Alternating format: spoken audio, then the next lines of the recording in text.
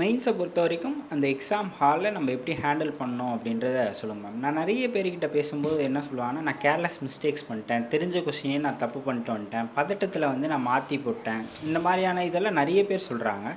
So exam ஹாலை எப்படி handle பண்ணுறதுன்னு சொல்லுங்கள். இது ரொம்ப முக்கியமான கொஷின்ஸ். ஏன்னா இந்த தப்பை நானுமே பண்ணியிருக்கேன். போன குரூப் 2 மெயின்ஸ்லேயுமே நான் அந்த எக்ஸாம் ஹாலில் வந்துட்டு நான் ரொம்ப ஆக்சுவலி பதட்டமாயிட்டேன். போன குரூப் 2 மெயின்ஸ் எழுதுன எல்லாருக்கும் தெரியும். அங்கே எக்ஸாம் ஹாலில் நிறைய டைம் வந்துட்டு டைமுக்கு நமக்கு கொஷின் பேப்பர் கையில் கிடைக்கல அப்படிங்கிறப்ப நான் ரொம்பவுமே நர்வஸ் ஆகிட்டேன். என்னால் அந்த அந்த சுச்சுவேஷன் என்னால் ஹேண்டில் பண்ண முடியல ஆக்சுவலி. ஆனால் நான் வந்துட்டு வீட்டில் கூட நான் சொல்லிட்டு இருந்தேன், எனக்கு இன்னும் ஒரு சான்ஸ் கிடைச்சா நான் நல்லா எழுதியிருப்பேன் அப்படின்னு. அது வந்துட்டு நான் இந்த டைம் வந்துட்டு நான் என்னெல்லாம் தப்பு பண்ணனோ அதை இப்போ பண்ணலை. ஏன்னா நமக்கு அந்த எக்ஸாமில் இருக்க அந்த 3 மணி நேரம் அந்த டைமுக்காக தான் நம்ம இவ்வளோ வருஷமாக நம்ம படிக்கிறோம்.